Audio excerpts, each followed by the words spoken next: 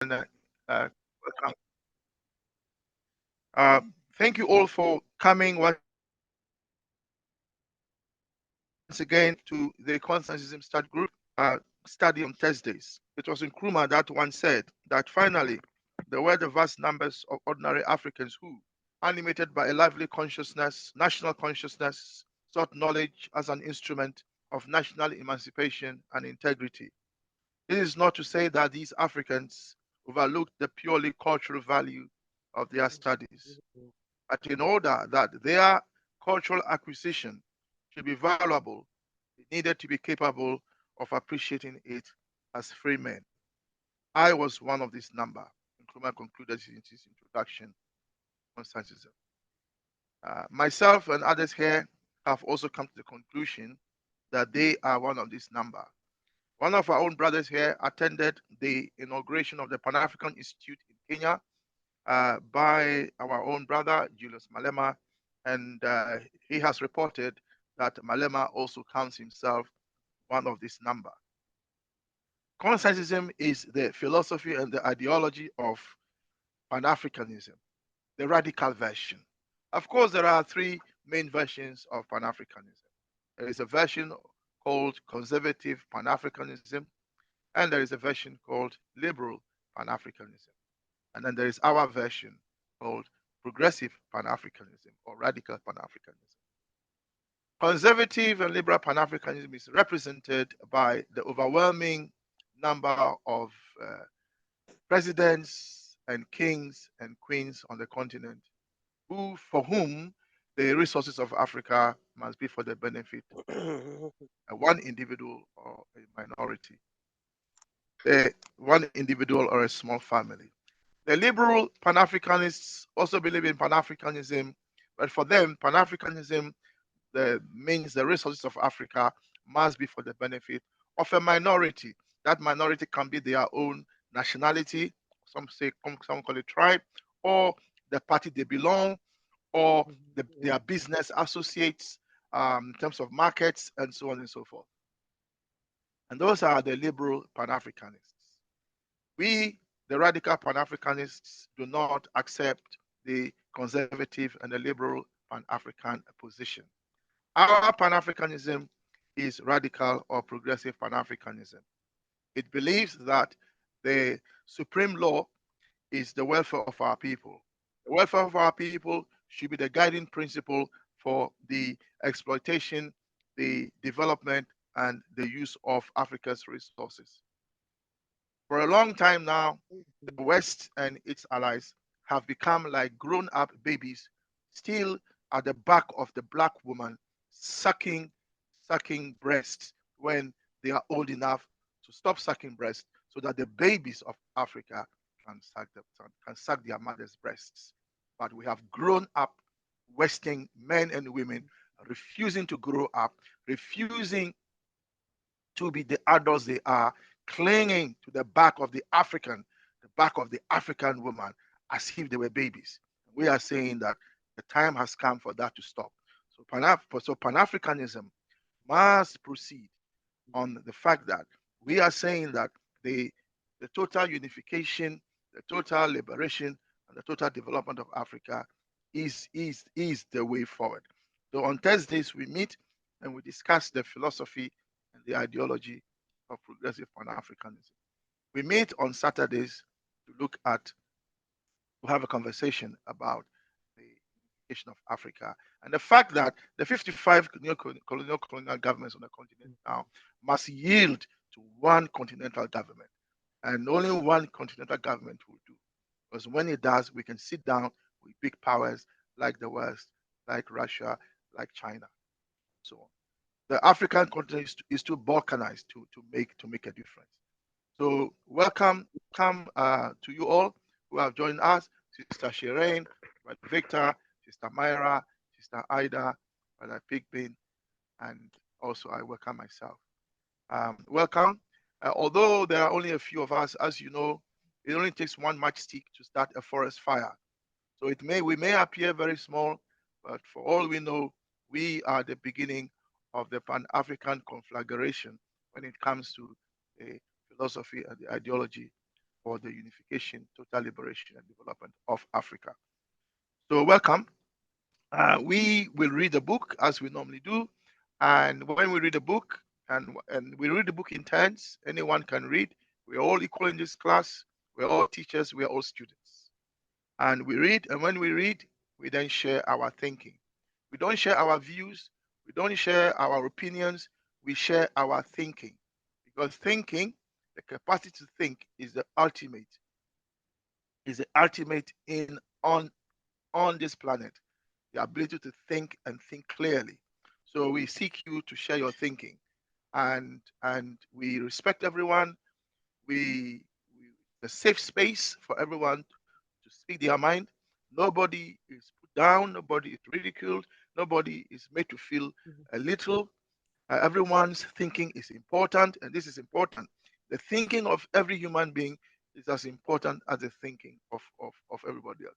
It doesn't always mean that your thinking is right, but the point we are making is that the capacity to think, that value of thinking, is a right of everyone. And in that sense, as human beings, our capacity to think is equal. So thank you all.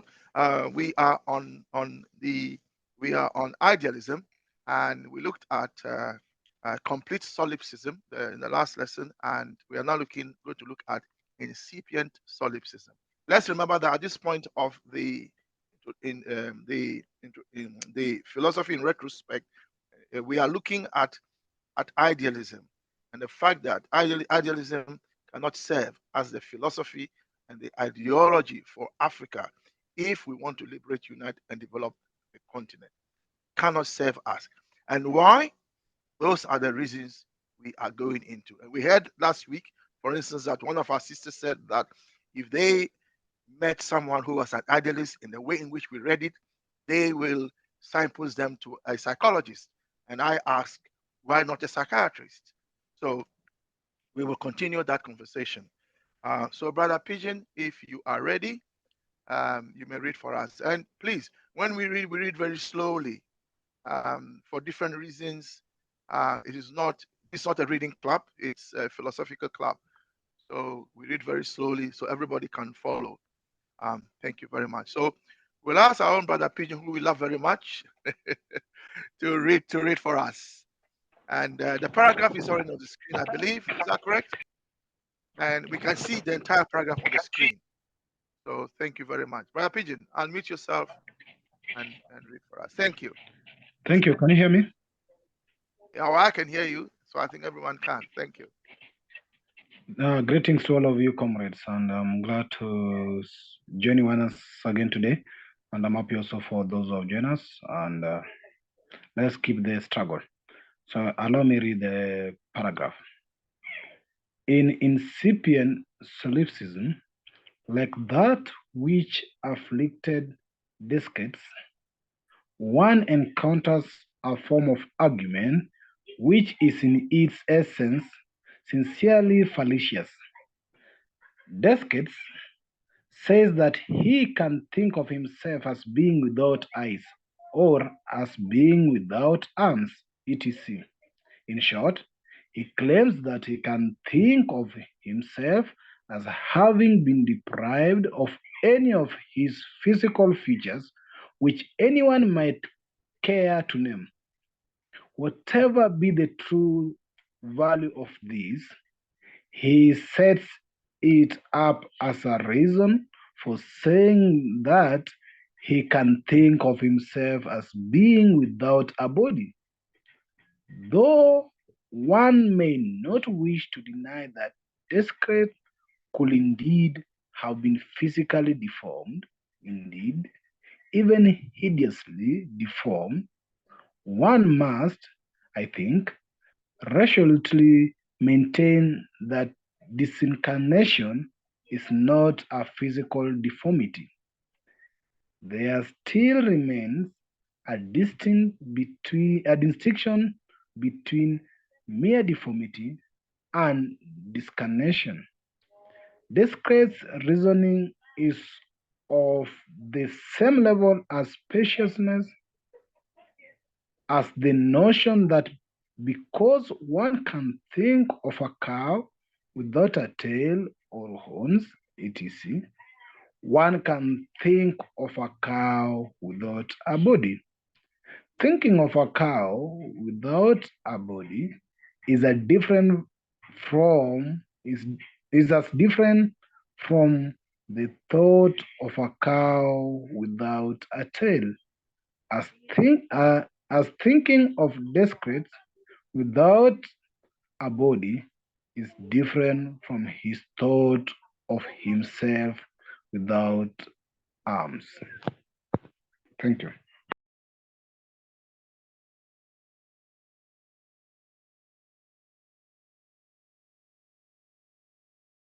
Back to you, Brother Kwame.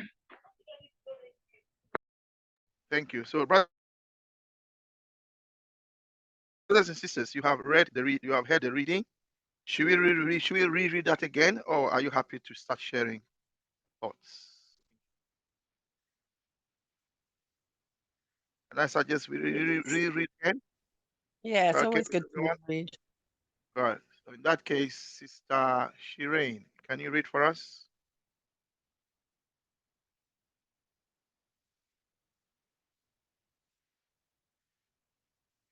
Shireen is not ready. And please, can I ask? There's some words that before maybe we read it, could we find out what they mean, like solipsism? Sida, We you did went, it last week. yeah, you want to be reminded what they mean. Yeah, solipsism comes from the same root as the word alone. Alone. Solus, yeah, Oh alone, yes, yes, solus, yes, yes, yeah, yes, yes, solus, Losolus. It is from the yes, same word that we get solitude. yes. You told Yeah, us. that's solitude and so on. Yeah. So And then there soliloquy. was a Yeah. disincarnation. Is that just That's just leaving the body. okay? The spirit leaving the body is this incarnation. So the word um so the word um uh, the the word for body is, comes from car. That root is also Latin again. Mm-hmm. Mm-hmm. It's the word for body, the human or the body. It doesn't matter what kind of body, whether it's human body or the animal's body, it's just a body. And Uh-huh. to disincarnate is basically to come out of your body. Or I think it has in it the idea that it comes from the Christian notion that spirits, I think is not just a Christian notion. I think it comes from the belief amongst many groups that a spirit can exist apart from the body. That you can have a spirit that um, can walk, can talk, can think, can run, and it has no body. In the same sense in which you have a dream that you are running, you are walking, and yet you are asleep. Somehow you are Mm-hmm. running, you are running, you are flying, and so on and so forth. How is that possible when you're asleep? Mm-hmm. So then the notion then comes, well, that is possible. Then people take it from there further and say, well, if that is possible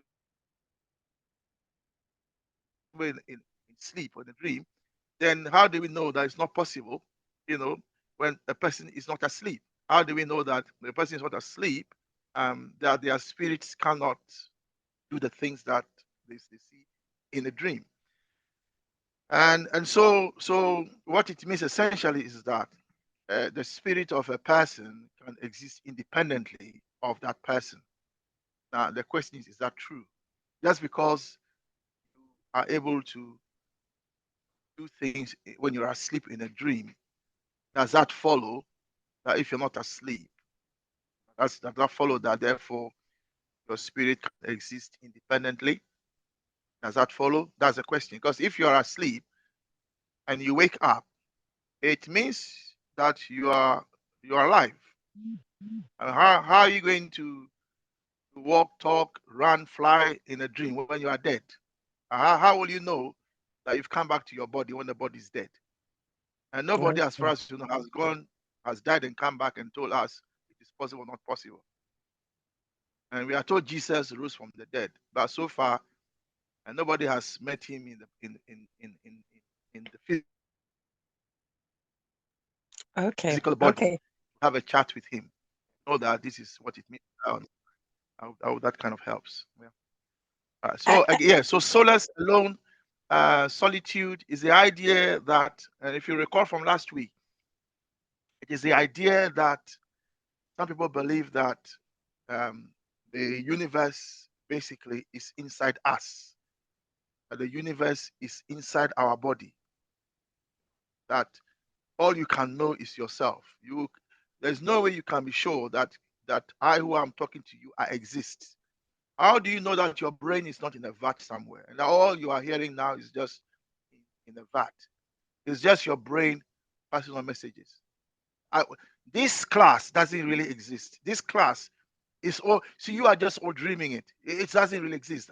And how will you know? How can you prove that it is not just a dream? So what he's saying is, therefore, is that the mind is inside us. The universe is inside us. But is it? How is that possible? If the physical body is part of the universe, how can the same universe be inside you? It's just not possible, is it? I mean, think about it. If the physical body is part of the universe, the material universe, yeah, and that makes you able to think, then how can the physical universe be inside you?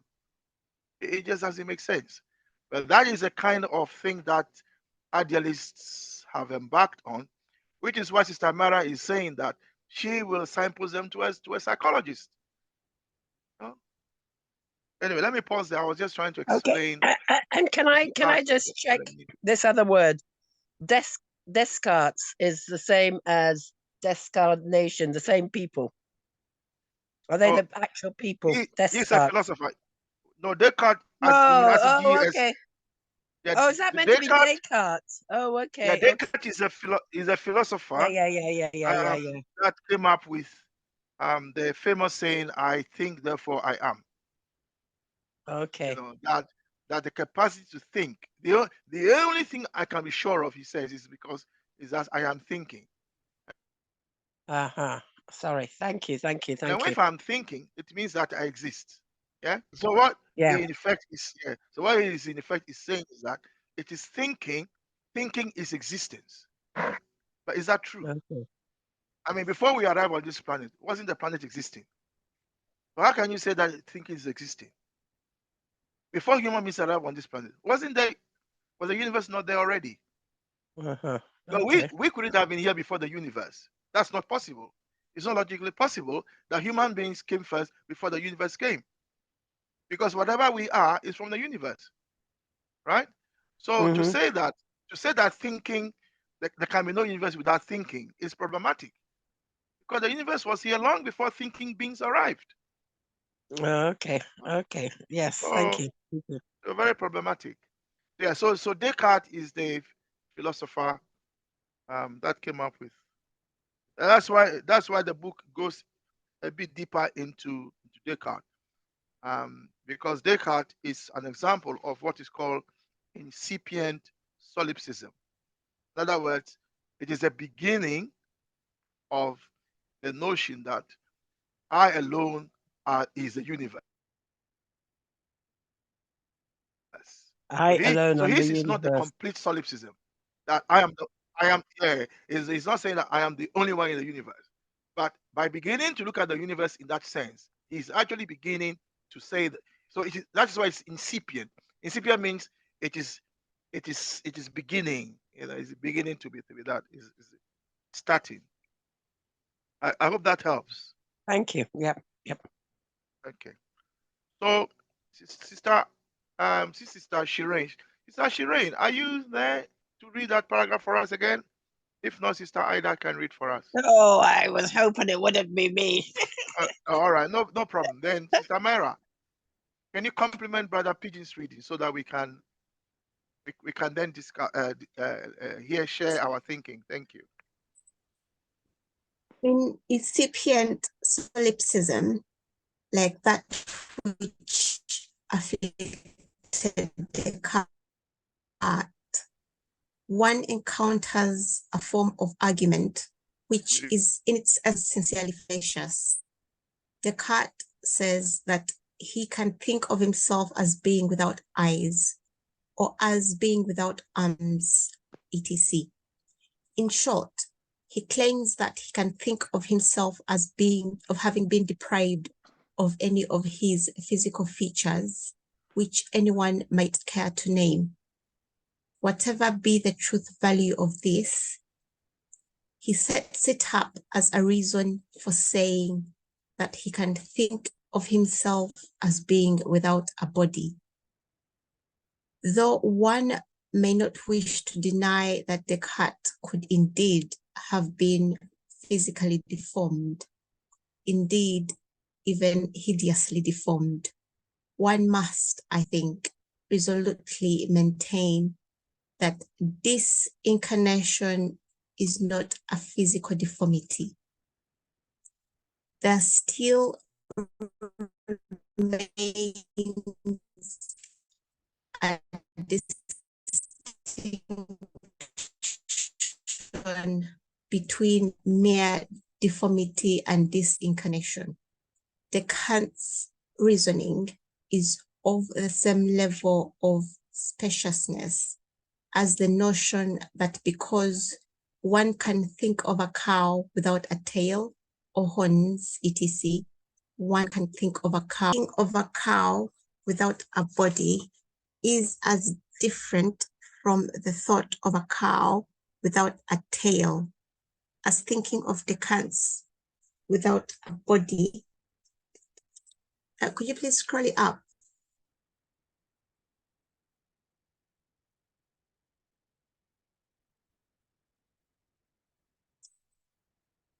Thank you. So I'll start that last sentence again.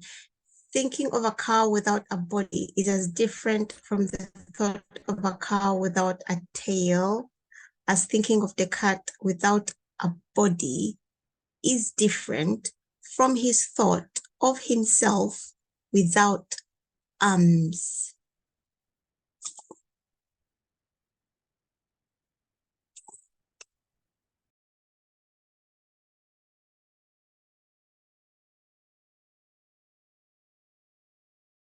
Let's share our thinking now on what we have just read.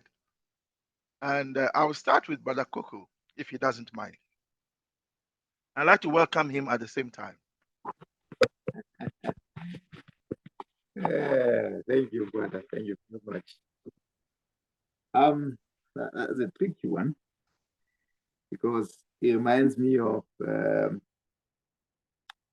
I saw this picture of a Gambian, no, it's a video actually of a Gambian leader saying, the West giving us aid. It's Brother similar. Kuku, I hope you are speaking to your mic. Oh, do you hear me now? Is that better? It's better now. Okay. So I was saying, what I've just read here, or what Sister Amara has just read here, reminds me of a video I saw of a Gambian leader saying, the West giving Africa aid is like somebody who takes your cow and just sends back the horns.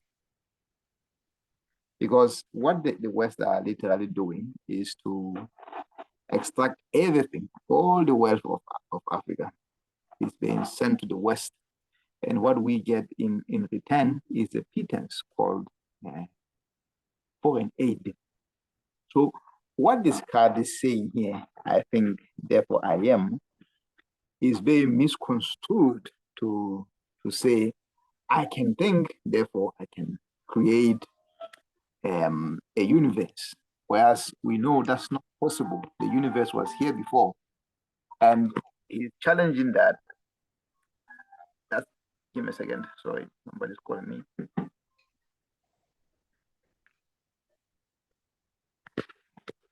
So it doesn't make sense because a cow is a cow. A cow is there because of his body. Cow is there because of his horns. It's there because of his hooves.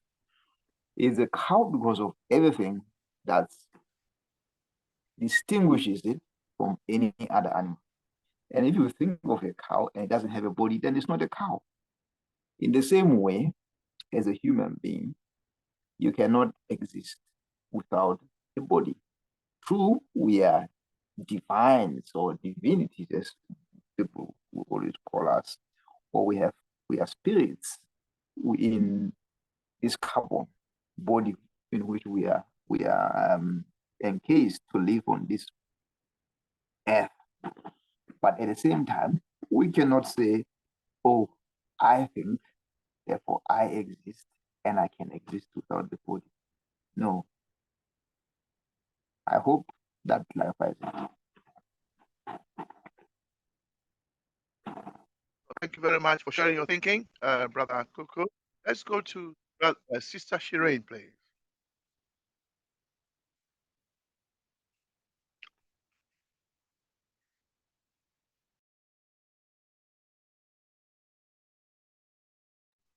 Sister Shireen?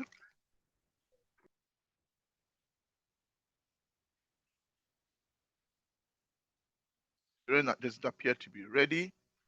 So Can we I go go next? Brother Victor hand has been up. Yes, well, I'll come to Victor in a moment.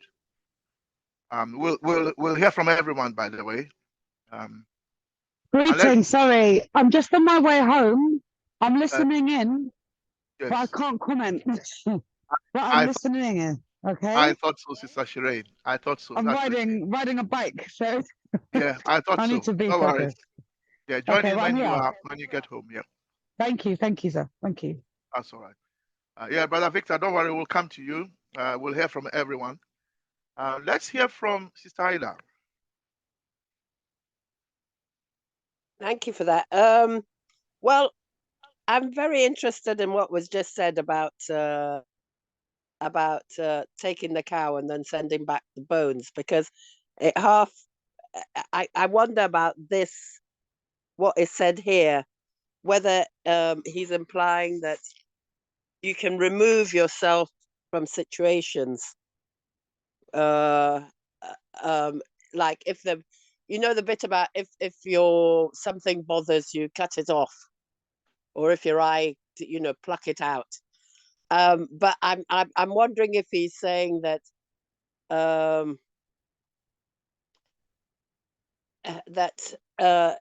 it's a bit of mind over matter, in a way, that you can choose to remove yourself from physical situations.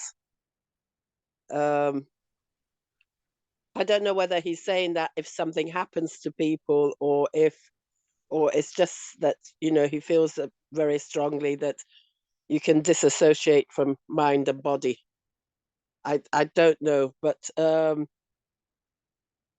I think he's trying to say that people can remove themselves from their situations. But I'm not sure. So I was interested when we heard about people take away a cow and then just send you back the bones. But at the end of the day, I think even if you can disassociate, like for instance, if you're starving, even if you can disassociate from the actual going on the ground, and you can move off in your mind to somewhere else, you can't physically somewhere else manage to eat and then come back. So I'm not. I find what he's saying interesting, seeing you've given us all what the words mean. Ida, you're breaking. Sorry, her voice is gone. Okay. Oh, my voice is gone. When that last Okay. few seconds, yeah, it went. Oh, yeah. sorry. Just so you know, if you want to repeat what you said in the last 30 I to 40 said, seconds, that would be great. Did you hear the bit about me saying if somebody's starving, they can remove themselves mentally, maybe? We are hearing you now. We are hearing you now. Okay. If someone's starving, they can maybe remove themselves mentally from the area they're in. But I don't think even if you disassociate your mind from your body, I don't think wherever you go, you can't physically eat. So when you come back, you're still in the same dire situation you were before you left. So I'm not fully sure about all of this.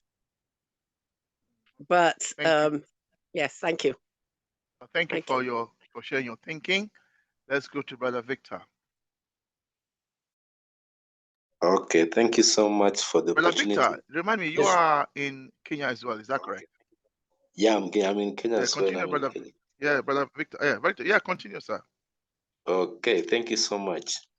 Yeah, so I've been following. Yeah, I, I always tend to float in this session though, but today I'm trying to capture some of the important concepts in my thinking in regards to the what I'm seeing, that every part is, if for example they're thinking of without a let me the cow aspect of it is now bringing to me in a way that I can relate it to the governance in the continent in a way, or even how we tend to look at our frameworks of achieving different personal or even community or objective collectively. You see that, for example, um, we've never came to adopt an inclusive long-term framework, and that is why you see that the body might be somewhere,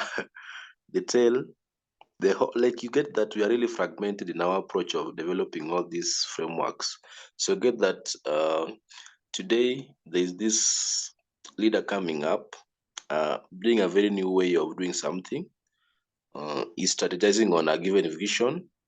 Tomorrow there's somebody jumps in, come up with a very new way of doing the same thing, but realize that it is now repetition. So now I'm concluding my thinking is that we have to embrace a journey. We have to embrace a uniqueness in the terms of how we are going to be approaching our personal or even continental challenges. Because without us considering each and every critical part, then adopting a long-term strategic approach that is going to be making us know how you're going to, because these are very big challenge with us, the continent, that yes, I know that it is reflecting to us that we need it in a way that is going to be working. Because, for example, if you check at uh, that that is saying that the different parts. So my thing is just that in relation to how I'm thinking is that the continent need to take a very new shape of creating a journey, yeah, and that is going to be more of self-sustainable, or a model that if somebody's come up as a leader or tomorrow we elect Brother Pigdin as our president in Kenya, he's able to acknowledge the positive and the negative, and is able to grow both and relieve that what is negative.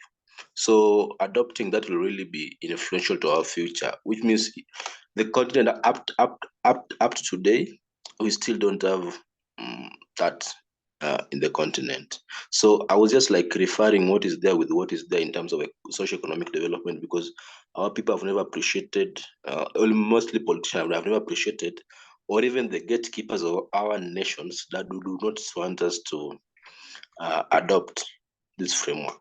Yeah, that is my thinking. Thank you.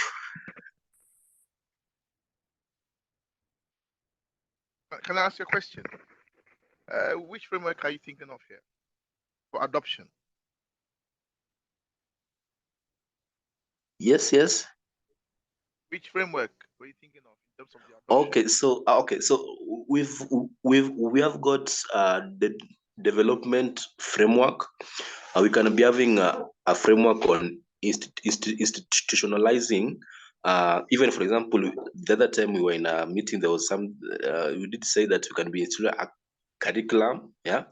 But realize that today we wake up, we say that we're going to adopt this, yeah. But because we are seeing it in parts, we are only seeing the curriculum, but we are not seeing the part of the target, yeah. So we are like over focused on the other part. To understand by if it is the implementation phase is facing an ad, or we can be implementing it, yes. But now the long-term sustainability or the approach that is able to be inclusive, because what is there is that let me say, for example, a country like let me say, for give example with our country Kenya, yeah, we've got 5 presidents so far, but realize that what let me say, a president might come with this development agenda, yeah. When the other one is coming, is another agenda, but they are rotating on the same concept. Only that they are more of, I do this one today, after that I forget everything. They're not developing a frame that can go up to 100 years or 50 years. So they're really 5 years, 10 years. That is what you're I'm like. saying, yeah. So if I understand what you're saying, yeah, I'm trying to understand your thinking. Yeah, so you so are my related thinking, to the cow. Yeah, so my thinking on this was that we've had to embrace, let me say, if, for example, a cow, for example, it has got a body, there's a tail, let me say there's different parts, yeah? But all these parts are what build up one thing, yeah? And for us even also to embrace continuous growth, we have to embrace every part of us, very critical. And the part of us will never be appreciated by all of us. And we have to acknowledge that that is very unique. Let me say the diversity aspect is very unique. And that is what makes us inclusive in our continued journey of growth and more of creating an impact that can be well received. Yes, yes. Okay, so basically, so if I understand your thinking, you are applying the thinking to the government of Africa. And from what I understand, you are saying that idealism as a philosophy is not adequate to enable us look at everything as a totality, that we see it in bits and pieces. That is because of idealism.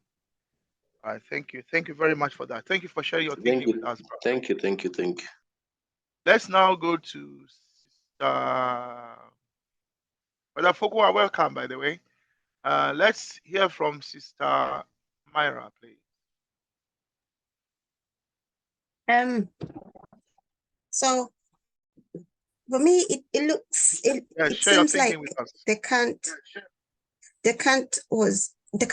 places a lot of importance on the consciousness, independent of your line is the not material, like his body, and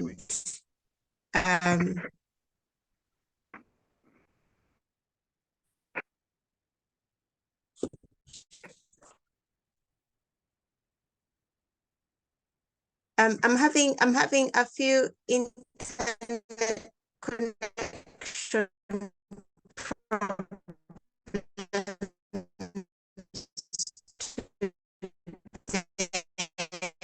Brother Kwame.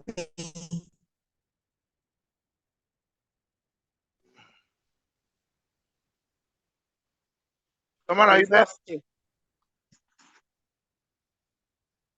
Brother Kwame, we lost your screen. I'm here. I'm here. I changed my Tamara, hold on. I changed my internet connection from one to the other. Share the screen. Yes, I'll share the book. So, Sister Myra, okay. You weren't very clear. I was wondering whether it was coming from my side or from your side. Yeah. But yeah, okay. So I'm sharing the book again. So if we can see it on the screen. Okay, so Sister Mara, you are sharing your thinking with us on Descartes. Some say Descartes, some say Descartes. On incipient solipsism. It's a form of idealism. Yeah, carry on, please. Thank you. Yeah. So I think he places a lot of importance on consciousness, independent of material existence, let's say of his body, and of knowledge. You know, if he says that he thinks of himself as being without eyes, then he's denying knowing that he has eyes, right? So again, this for me is I don't know if it's just me or whether you can all not hear Sister Myra clearly this today. We are Are we all struggling to hear her? Yes, she's very unclear. Because Yes, Samara, if, your line is very unclear today. We can't hear you clearly. Brother Pigeon, contact her privately and let her know that we can't hear what she.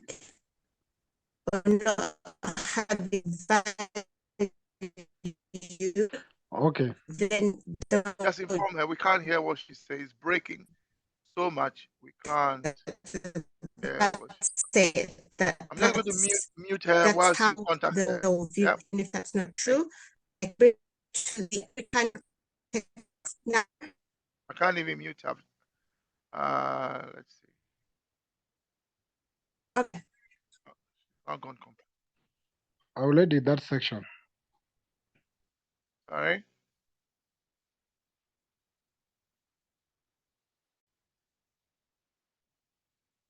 I was saying that I'll edit that section. So, yeah, hold on. So Samara is gone, which will appear to be the reason the line was unstable.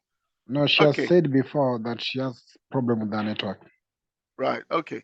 So, okay. So we'll come back to her if she's able to come back. Brother Pigeon, you share your thinking now, please. Okay, thank you. These are imagination, and when Nkrumah says fallacious, it really means that it's purely like imagination. What we call it before, it was like illusion or meditation. Because when somebody tend to say that they can think of themselves without a body,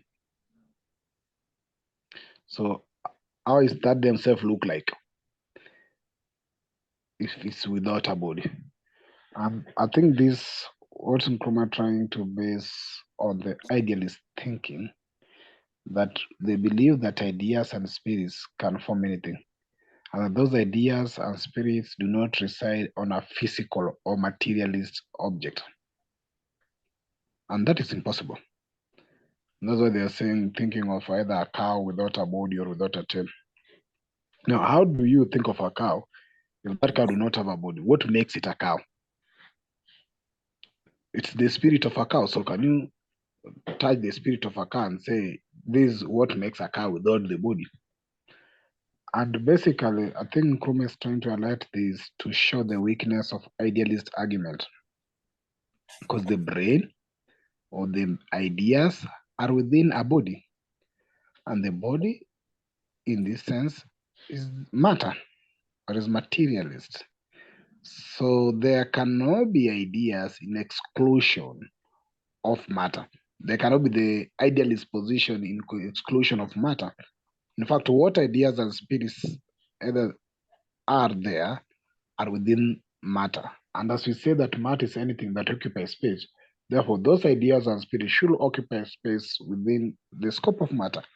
But assuming that ideas and spirits can just be roaming where there's no matter now, where would they be roaming? Or where would they be moving up and down? It's within some space. So maybe to contextualize it, it's like imagining Africa being developed or liberated in a sleep. Then you continue sleeping and expecting that now it's developed. It will remain your own illusion or your own meditation. It can only work out physically until the welfare of yourself or of the people is actually actualized. That the people, material being is actually considered, is when it can become a reality. But sleeping and thinking that you are rich, and then tomorrow you wake up to drive a vehicle that was in your dream, you never have anything. And I think we tend to take too much of that ideas and thinking. Maybe, as Nkrumah said even before, on thinking of investing on our heavenly, whatever, heavenly universe, where our wealth cannot be actually be taken by moth or eaten by moth. And you tend to have that illusion of that universe, which doesn't exist. So this is what I'm trying to get here, that there's a weakness in idealist thinking, that the ideas and their spirit can exist alone. It's like what he says here, that thinking that you can be somebody without a body or whatever, the hands and the rest, even though you're already deformed. And I think mainly most of Africans have been in the same dream, dreaming of or thinking of Africa being developed without them working for it. And they daydreamers until they wake up and work for it. And it's a clear call, having analyzed this weakness, that it takes the physical or material gain or struggle, like having good road, good health, good whatever, that can only advance us. It's not about imagining of it, because that imagination cannot actually be tangible or cannot actually transform your life if it remains an imagination. It's just an illusion. It's fallacious. Thank you. Pigeon, I hope you are not downgrading imagination. I'm not, but Downgrading who? that imagination, Imagination. if it cannot be translated to actual action, then it remains an imagination. But the issue of Descartes' problem is not that his imagination is engaged, is it? The problem is that he's saying that the imagination can happen without a physical body. And that is what the problem is. You don't think? And I Now, think you made that point earlier. I think that's a good point. yes, That but he my question is, if you think that imagination can happen without a physical body, which part of the body will it happen? If it is in the brain, and if it's in the brain, it's already a matter within some context. so that is why it is fallacious. That's why his argument is fallacious. And it is false. It's a false argument. And that's what makes idealism fallacious. Because idealism is saying, and you've pointed that out, idealism is saying that you can have imagination without a body. How is that possible? How can you imagine uh, anything without your physical body? And if it is possible, then was there a body in the first place? Right? So that is the fallaciousness of idealism. So Please, thank you very much. Thank you please, very can much we for sharing clarify that your word? thinking. What word? Fallaciousness. Are we False. talking? Are we False. saying lie? It False. means Okay. false. False. Thank you. What that's Thank fallacious you. means it's false. Thank you. And the reason it's false is that um, you can't you can't have an imagination without a mind. You can't have a mind without a brain. You can't have a brain that is not in a body. You know. Yes, you can have a brain that is in a vat. A vat is it's like a tube, a test tube, a big test tube. Yeah, and then you have the brain inside, and let's say the brain is working. The brain is fed with tubes, as if it was in the human body, and the brain is working. So the brain has not died. The brain is alive. Just as in hospitals we say that they say somebody is not brain dead, meaning that um, their brain is still working, but their physical body is gone, but their brains are working. The reason their brains are working is because they have been plugged into a machine that enables the brain to be alive. And then at some point, when it is believed that that person can never return to their physical, when their physical body cannot assume its normal properties, like walking and talking and rising from the bed and speaking to their parents and children and so on, brothers and sisters, then the machine is switched off. And then they say the person is dead, is brain dead. Yeah. So so yes, you can argue that it's possible for a brain to be alive without the physical body doing anything. It's the same thing as saying that I can be asleep and be dreaming. But to then go ahead and say that, therefore, you can have imagination without a physical body. Because even when the brain, even when the body in a machine, it is still in part of the physical world. So that is why idealism is deeply, deeply fallacious. And Brother Victor drew our attention to the application of this thinking to development of Africa. Brother Pigeon has done the same, where he said that. So, for example, if you are just praying, you are praying for whatever, you are praying for money, or you are praying for a new house, or whatever you are praying for, and you are imagining in your prayers, and you believe that just by that imagination, you can have a house.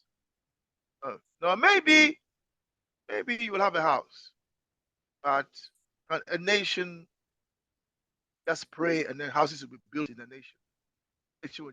We wake up, let's all pray, and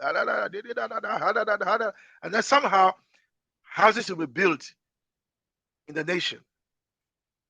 Those are the stories for children. There are a lot of stories about. There's one called what? I can't remember the name. Where the boy woke up in the morning. The boy planted a seed in the garden. When he woke up, the seed had turned into a plant, and the plant had grown into the heavens. And then he climbed the tree, and then when he arrived at the top, he was in heaven. He was in a different world. Now, or you have stories about how a poor tailor was so poor he couldn't sew things, and then he went to sleep, and then some spirits came, some fairies came, and they sewed all the clothes for him. All that kind of nonsense. Yeah, idealist nonsense. And so can we really say that let's just pray, and then when we finish praying, suddenly the land will be full of houses, good furniture, uh, good pipe-borne water, beds in the bedroom for the children to sleep in. Our own bed will be wonderful. We don't have to. The carpenter doesn't have to do any work. That surely is nonsense, isn't it? So I think this paragraph is drawing our attention to the fact that idealism is deeply, deeply fallacious.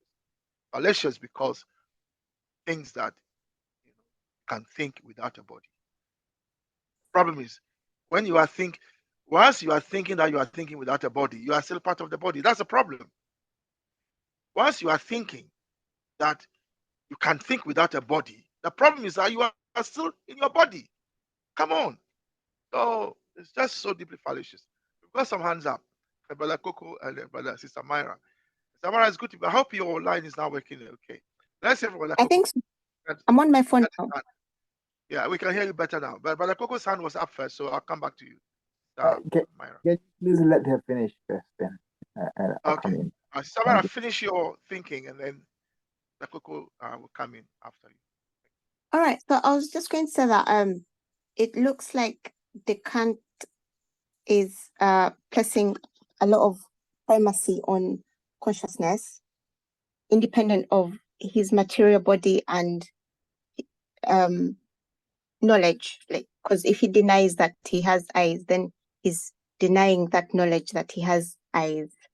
And I can relate this to, there's idealism has an element of, if I don't perceive it as real, then it doesn't exist. And I can really relate that to slavery.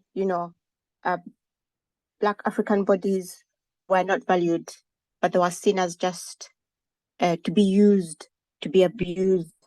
And even up to now, I can relate it to foreign policy, because they have their democracy, the imperialists have their democracy, which works like a well-oiled wheel most of the time. Then they preach that democracy to us. But we have, just look around Africa, we have old men that have been in power for 50, 40 years, but they don't say anything about, the imperialists don't say anything about that because that suits them. So I think the Kant's philosophy, it denies humanity, the humanity of others. You know, because they say that I am the universe, and Samara, yes, Samara, before you continue, just bear in mind yeah, that it's instancing your term old men can be read as ageism. okay. So bear that in mind. You can So can say I what you call want them? to say. Can I Yeah, you call can them say, imposters? sorry, because no, what I'm saying, you can say what you are saying without saying old men, because the problem is not that they are old. That's Yeah, not what the problem is, not their age. yeah. Uh, in this country where we are, the monarch was, how old was she when she died? Do you remember? Was she 90 something? 90 something? Yeah. I mean, I'm talking about Queen Elizabeth. How old was she when she died? 90 something. Yeah. Her husband was 96 or older. Did you ever hear anybody complain that the queen was too old to be the queen? No, nobody complained. Nobody complained that the head of state of this country was old. And when it comes to Africa, we are told that some of our presidents are too old. The issue is not the age. The issue is that they are not doing what they should be doing. The reason they're not doing what they're supposed to be doing is because of neocolonialism. So let's take the age issue out of it. If a president is young and it's a neo-colonialist, they will do exactly what the old ones are doing. It's not a question of age. It's a question of the system that is in place. I just thought I would draw your attention to Fair point. So accusation of ageism, which, as you know, in this country is illegal because of so the Equalities Act 2010. Thank so you. Carry on. we have these people that have been in power for ages, absolutely following the agenda of the imperialists and not of the people. But that's fine. That's not condemned. That, as long as they serve external interests. But I also think that in Descartes' thought, there is that element of denying humanity of the other, that's othering, and denying that humanity of the other because they're different is denying that we are all made of the same material. And as long as there's that thought process, there will always be racism. However subtle it is, however obvious it is, it just breeds that racism. Yeah. Can I ask you a question? Thank you Yeah. for sharing your thinking. Whilst you are on, because you are doing a course, aren't you, on this? So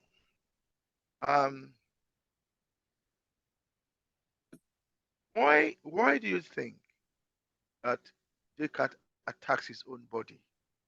What is it that is in the Western psyche that makes them sometimes hate their own body?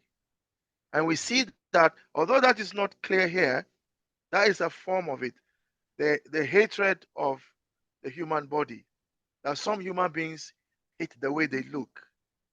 And it's not sometimes taken seriously, but it happens when for example, a woman may say, I'm fat, I hate my body. Or a man would say, you know, my leg is this, I don't like my leg, or I don't like my nose, I don't like the way my nose looks, and so on. In other words, that hatred of the human body. So, Sister Mara, do you detect that in what we are reading here? I hadn't thought of it, but and I see it now that you've mentioned it, and it's a very interesting observation. And as to why, maybe just at a guess, maybe because it has limitations, it gets old, it's weak, and maybe they want to see themselves as strong. I don't know. I must admit that it's not one way. There are those who have black bodies who also want to have Yeah, non-white bodies. So they use creams and so on. yeah, So, and then there are those with white bodies who want it to be dark. yeah, And so they go and dry themselves in the sun, like saltfish, so they will get darker and so on. The point I'm making here is that you Yes. detect that attack, that the wish to be disincarnation, detect that. That's what I was trying to get. Whether you detect that in that that that idealism has its roots, could have its roots in that, in that view of of the human body as not that which we hate. We hate ourselves. We don't like the body we are in. Right. We prefer another type of body. Even if that body is a spiritual body, prefer it far more than the physical body we are with. I was just wondering whether you had Mhm. picked that up. No, but that's very interesting. I never thought of that, but that's very interesting. And then, because sometimes human beings will project. So let's say, for example, I'm a thief, then I'll think that all my comrades here are also a thief. So I guess if I also if they hate their bodies, then they're not going to love other bodies. They're going to project that onto other people, maybe. And if you have a body, if you have a body you don't like and you prefer a different body, and that body you prefer is a body you will never have, Yes. then you discredit that body and Yes. say that it is bad, it is evil, it is this, it is dark, it is, you associate it with everything bad out of jealousy and Yeah. envy. That's really interesting. That's an eye opener. Thank you, Brother So Connie. so so so in looking at incipient solipsism, I was trying to get at whether we are getting at the problems with idealism when it comes to imperialism. Because, because what is imperialism basically? Imperialism basically is that this mother, this mother's milk must be mine or for my children, whether not for the mother's own child. If you look at it very simply, the black woman's milk, no, I must have that for my child.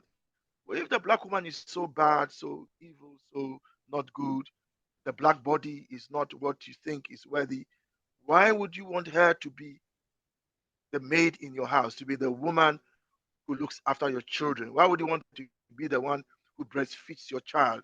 Why would you see? So there's a contradiction there.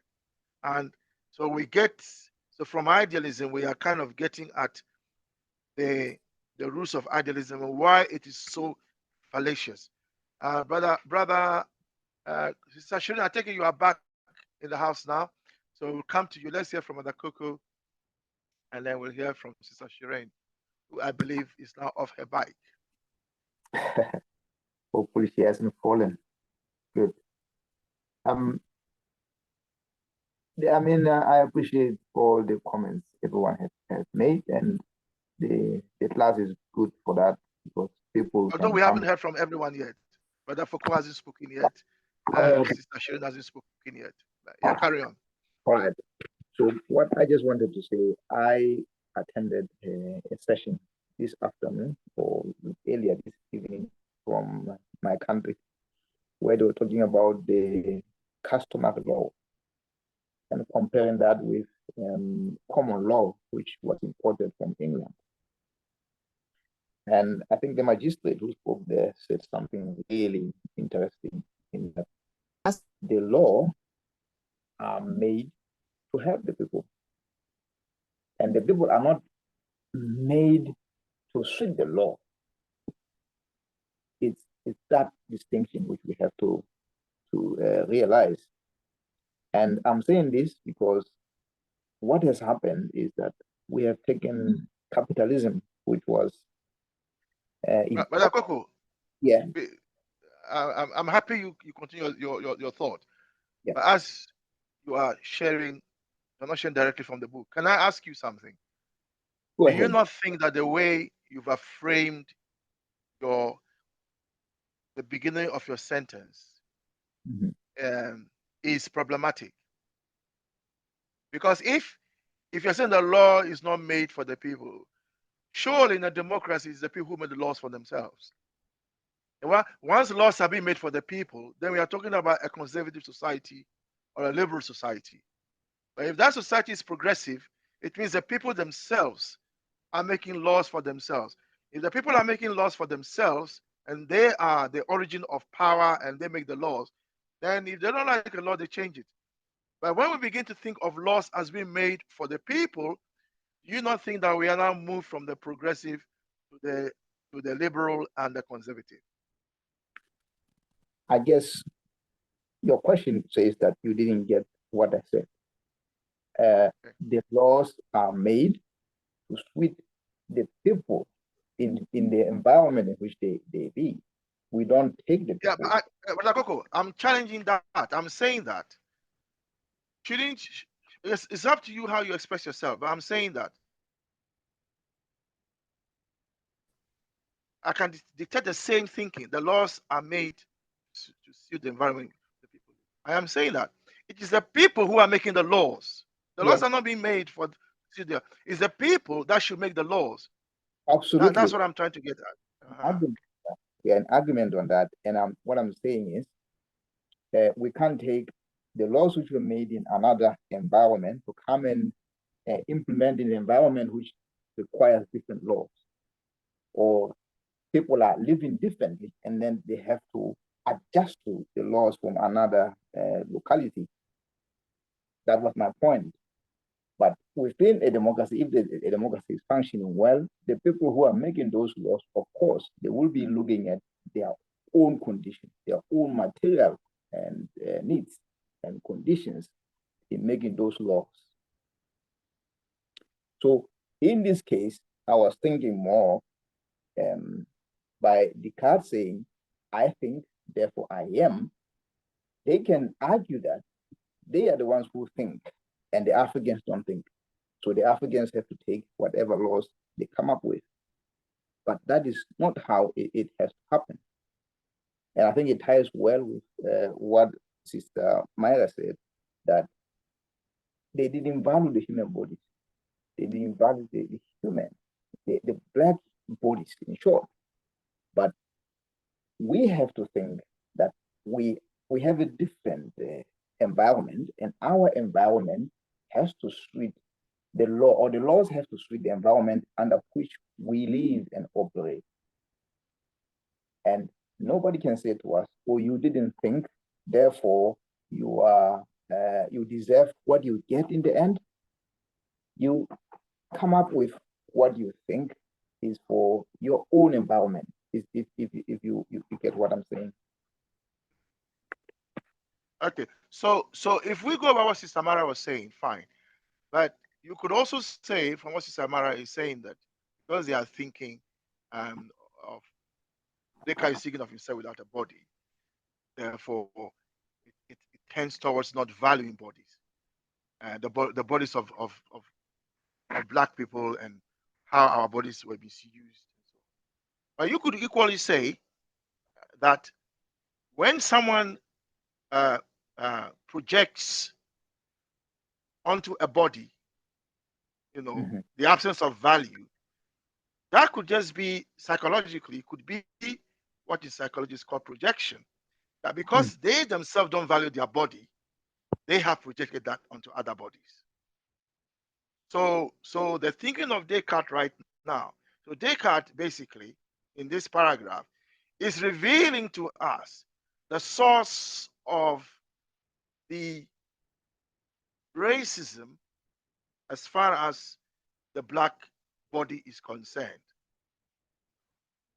That it is coming from the wish, if you like, to dissociate yourself from your body, and to say that somehow you can think of yourself without a body. How is that possible? But then surely you must be deformed. You must think you are deformed. And then Nkrumah makes a point that perhaps you are deformed. And that deformity could be just the fact that you are not like the majority, the global majority. Because the global majority on this planet are either brown or black. That's the global majority. The Caucasians are just a minority, aren't they? And so that maybe you look at yourself and you're not part of the global majority. And therefore you want to think of yourself without that kind of body. So I'm just following the thoughts here.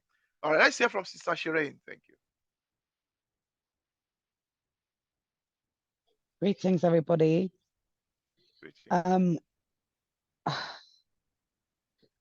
was basically going off of what Brother Kwame was saying about the deformity, and how, but you've kind of explained what I was going to say, if I'm honest. It's you must still share your thinking. It's okay to share your thinking. If you're thinking coincide with somebody else's thinking, that's okay. If it doesn't coincide, again, it's okay. The key thing is that you are sharing your thinking. I think this is kind of where, like, if we're to look at this whole, the word that I used in one of my own personal statements this week was transformation, and that can be, you know, interpreted in many different ways. But in this modern day term, it's interpreted as, or shortened to, trans. Now, there are a number of people, there's a small number of people who may be going through this trans phase.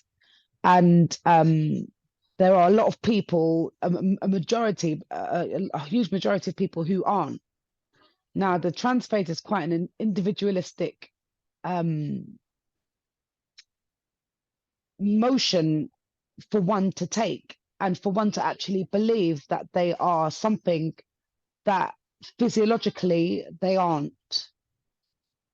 Now it's kind of like where Descartes is saying that he can think of himself as being without eyes or as being without arms. In short, he claims that he can think of himself as being deprived of any of his physical features, which anyone might care to name.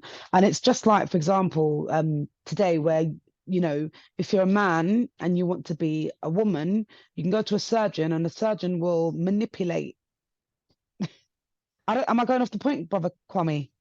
No, go on. You are sharing your thinking. Carry on. But where surgeons have now allowed the individual to project what they want as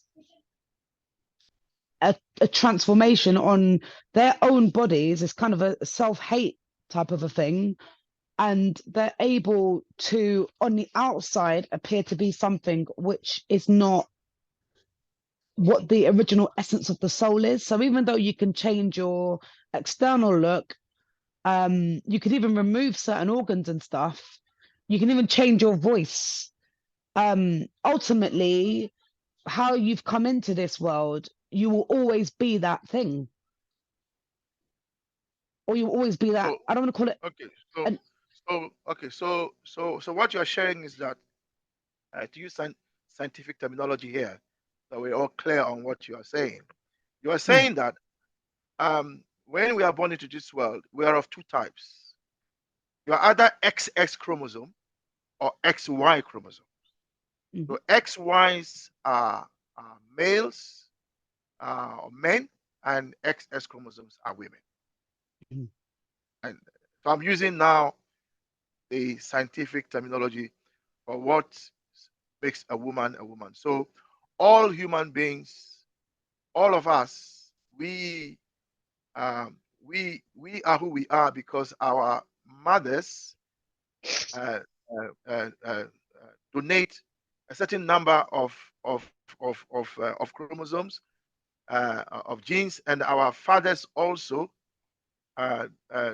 also donate it, and then these genes fuse together.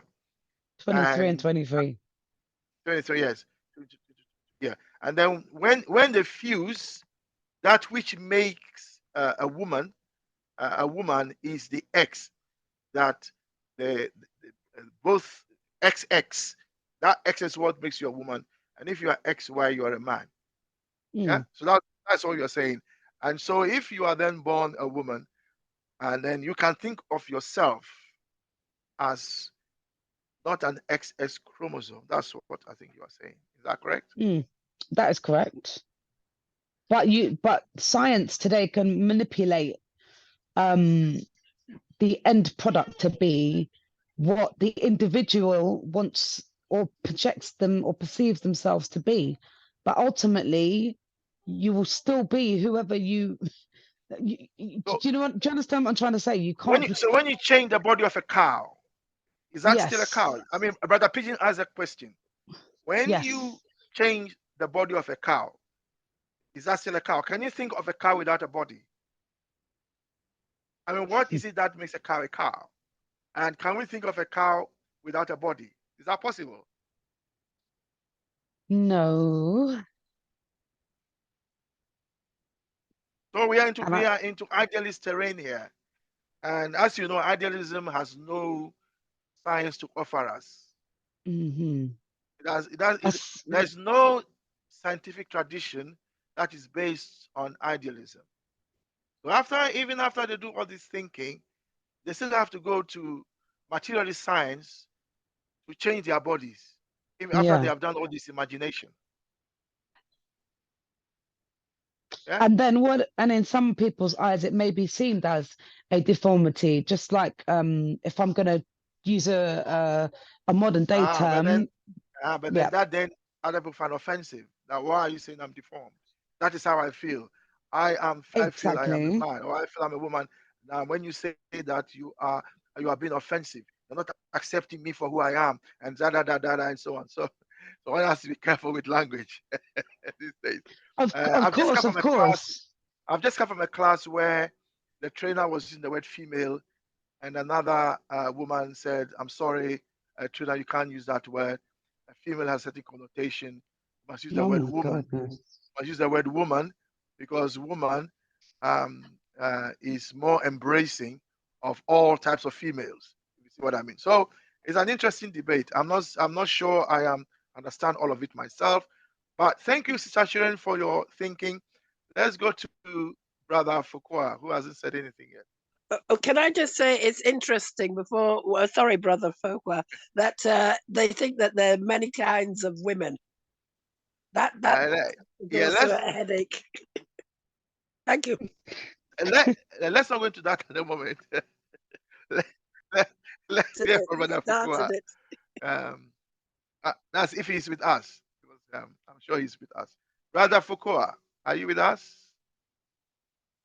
Yes, I'm here. I've been following the discussion. Let's hear from your thinking. You don't need to say anything about all we've been sharing about trans and all that. Just share your thinking on the reading. Yes, of course. On the reading, we're talking about Renee. Feel free to share whatever you like on the reading.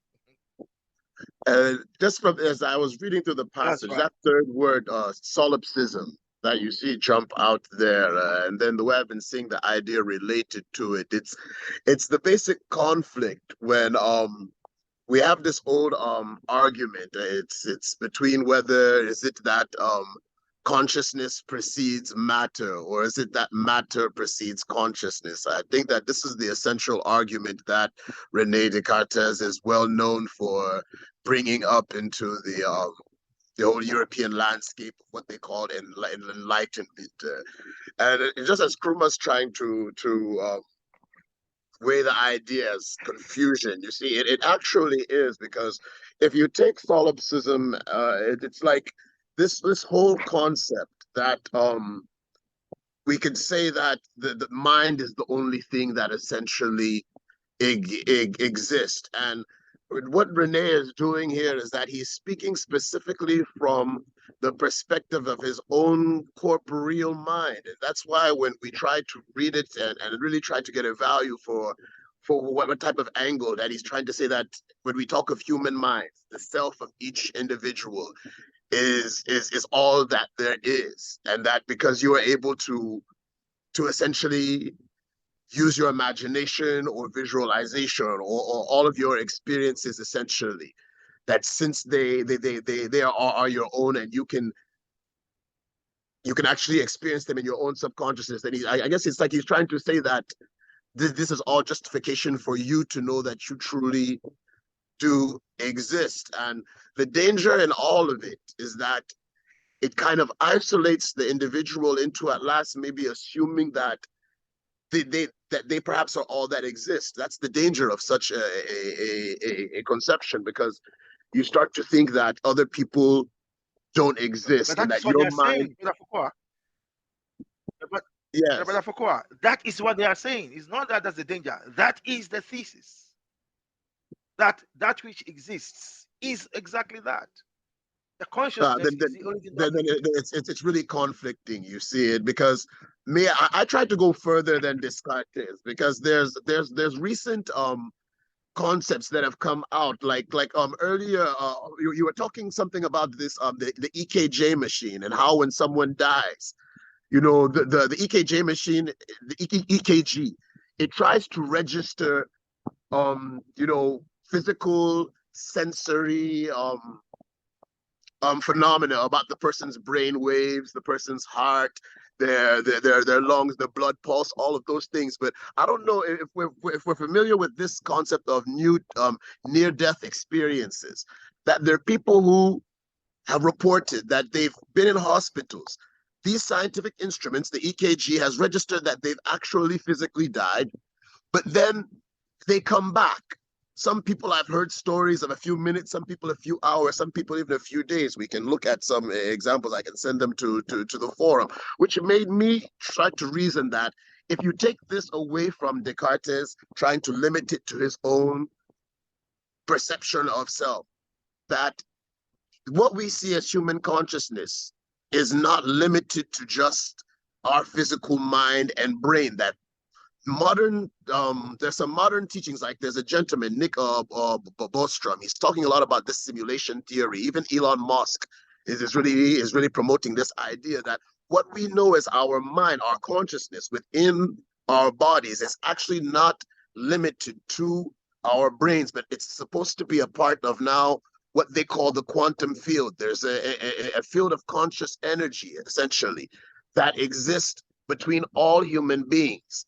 And even they have this what was it? He calls it a quantum effect, that they've actually been able to measure and realize that when we observe anything, it actually alters the how they explain it, that they did some test where they fired some particles and discovered that when they would observe the particles, they would be moving in a particle form, but when they didn't observe them, they started moving away from, yes, it was photons. Yes, they fired photons and discovered that when you observe photons, they move in particle form. Brother Foucault, you are referring to the wave particle theory of light.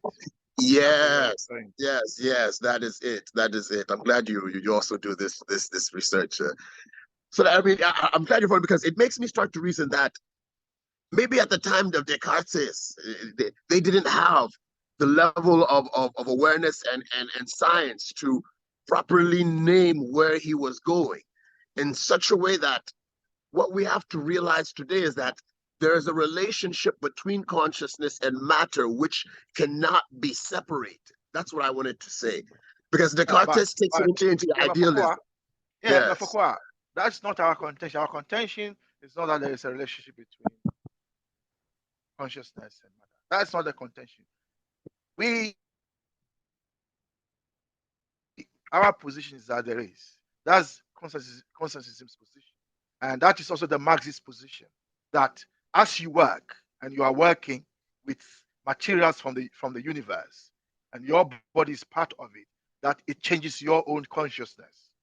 So yes, that is not there's an influence, the contention.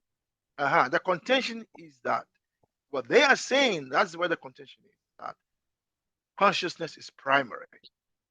That is the contention. And the hardcore idealists go further and say that actually only consciousness exists. That which we call Foucault is just consciousness. Foucault doesn't really exist. Foucault is not a material body. It's just consciousness. That's the hardcore idealists. So we accept that there is a relationship, but the contention is which one is primary. And when you look at the human body and consciousness, and then to say that the human body exists because of consciousness is problematic, because you're only conscious because of the human body in the first place. So how can you say that the body exists, the body is secondary to consciousness, when consciousness itself is conscious because of the human body in the first place? That is the fallaciousness of idealism. What I think is that maybe we're not acknowledging the fact that matter and consciousness, the relationship between matter, consciousness, and energy. Perhaps we could look at it like that, because energy itself, by Einstein's theory, when energy moves very fast and it accelerates as light, it gives the impression or the illusion. Wait, let me land. Because light moving Yeah, go at on, a go on. very high acceleration. No, sorry. Fakua, I was going to say, Fakua, I was going to say that when we say matter, when we say matter in science, don't separate it from energy.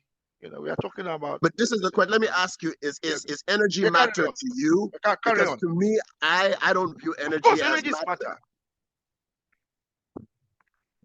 What is matter to you? What is energy to you? How do you see energy? Well, if we're looking at the law of thermodynamics and trying to relate the way the universe is structured, we know that nothing can be created and that nothing actually can be uncreated as far as energy is concerned. It only is changing form. So there has to be a balance between whatever would have created the universe in its relation to it becoming the physical matter that we are perceiving it as today. And whatever we are perceiving physical matter as today, it wouldn't have been in that state at the foundations of what we call existence. You see, but you see, you are thinking of physicality as matter. When we say matter, we're not talking about physicality. Physicality is there, but when we say matter, matter is not physicality. The same way as air, we say air is matter, but is air physical? No. So matter is not about physicality. But the Eastern tradition has always made us understand that matter is just a maya. It's an illusion. Even the physicality of it, it's an illusion, and that's what they try to bring with the law of thermodynamics. That it's energy which is giving us the illusion of matter that we are perceiving with our consciousness. See it. But that is the idealist position. You see, that's what you are referring to. Is the idealist position. Not idealist. This is now quantum theory. So it's left the domain of idealism in the modern 21st century and become now a science, which they're using the idea of quantum superposition and all of these new wonderful theories to try to broaden on the fact that there should be some conscious energy permeating the atom and reality, which has a type of how can you say a rudimentary intelligence of its own that allows it to know that it has to maintain the basic reality. But brother, the Bohr view, that is a view. Yeah, but hold on. But that is a view. Yeah, but that is a view. That is one view in the quantum world. It's not the totality.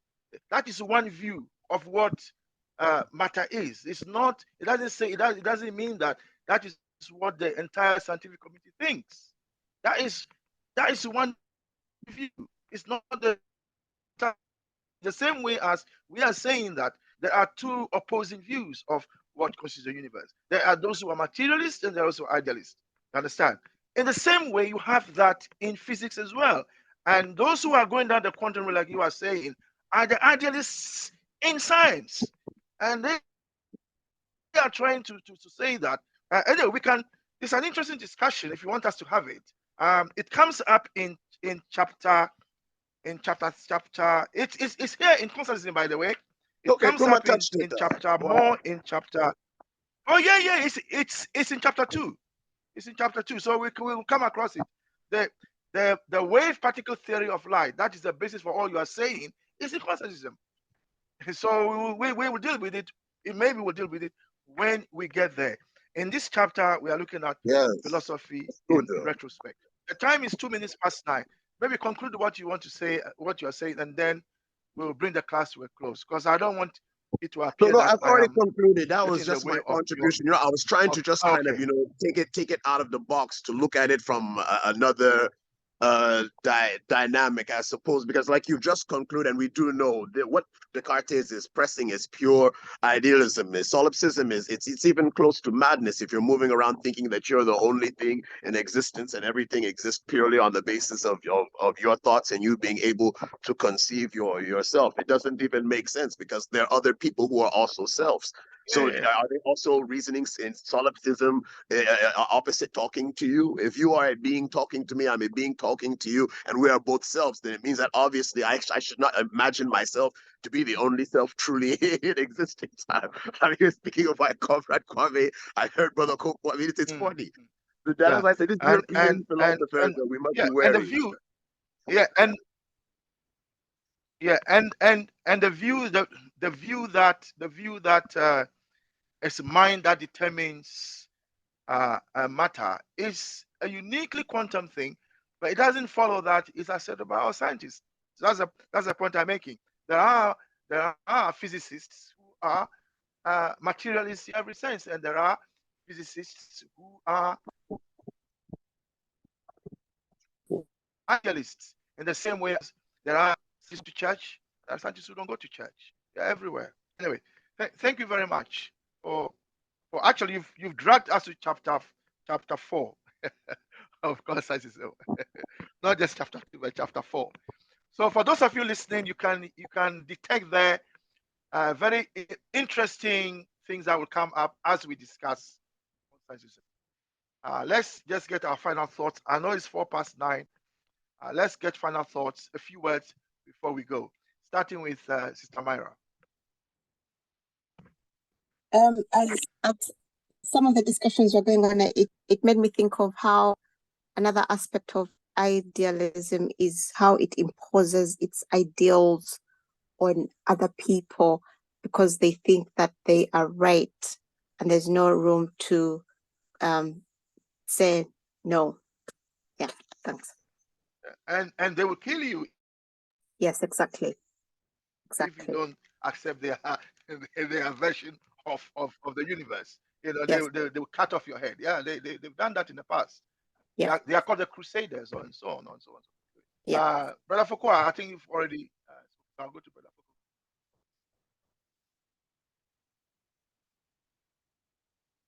Foucault. Are you muted? We can't hear you. Okay. Brother Kwame, we can't hear you. Can't hear me. Can you hear me now? Yep. Thank you. I'm not muted. Okay. Yeah, we're getting final comments before it's 9:05. I want us to bring the meeting to a close. So let's hear final comments. We've heard from Sister Myra. Brother Foucault has spoken, so I'll skip him. Brother Coco, final comments? Thank you. It's been an interesting discussion tonight. Again, underscoring the need for tolerance, the need to listen to other people's perspectives. Again, it's we can discuss and agree to disagree, but also listen to each other's perspective. Very much so. Thank you. Finding us that is what we do in this class. We listen, share our thinking, we listen out of respect. Thank you so much for reminding us. So Shireen, final comments.